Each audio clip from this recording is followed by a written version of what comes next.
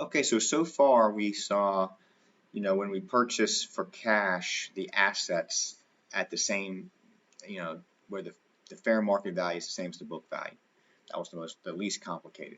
Then the next thing we saw was using, buying the company's stock uh, instead of buying the assets of the company.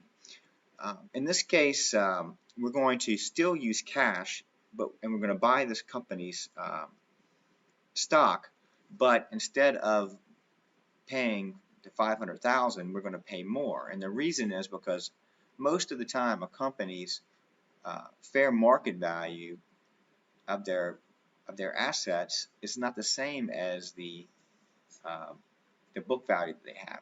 For example, they might have a warehouse that was on the books at the cost of purchasing the warehouse or building the warehouse, but now it's worth more because property values have gone up. So oftentimes you see a situation like that where most of the time you see a situation where the fair value is more. Okay, so in this case the fair value is more than the book value, and we get that difference between the two. The net worth of the company, the 720 minus the liabilities, is 620,000, but they paid 700,000. So they paid more than the fair market value. If they had bought the company's assets instead, then they would have put on the books the new value, the new fair market value of the assets. What do we do with the extra 80,000? Remember, we paid 700,000 for a 620,000 net worth company. Well, that's what they call goodwill. When you pay more than the value of the net worth of the company, it's called goodwill, and that is what they consider an intangible. Kind of like, why would you pay more for the restaurant than the value of the equipment in the restaurant? Well, because the restaurant might have a good reputation, might have good management, might be in a good location, maybe it was out in the middle of nowhere and they're building a mall next to it. That intangible is what might lead others to pay more for a company than the value of the stuff it has, and that is called goodwill.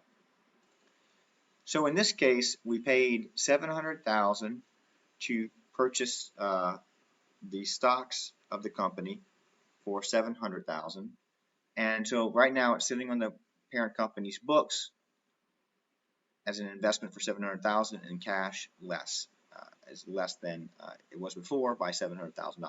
So what we need to do is eliminate we need to do a consolidation. So first of all, we're going to eliminate the equity. We're going to add together all the assets, and then we're going to write up those, in this case write up rather than write down. We're going to write up the value of the inventory and the equipment, because those things had a higher fair market value than a book value. Anything extra was the 80,000, and that's going to be put on the books as goodwill. Now these are consolidated books. These are not the company's regular books. So we're looking at the worksheet again, and we see all of this is the beginning of the before the consolidation. We see the company P's. We see the investment. I'm sorry that's a little blurry, but believe me, it was hard to get this image transferred over. But we see the cash went down by 700,000. The investment went up by 700,000.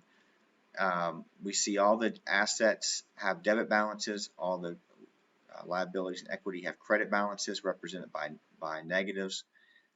We're going to just add them across. But if we just added everything across, we would be adding all the assets and liabilities, and we would be doubling up on the investment, which would not work. So what we want to do is the elimination entry, right? We want to remove the equity.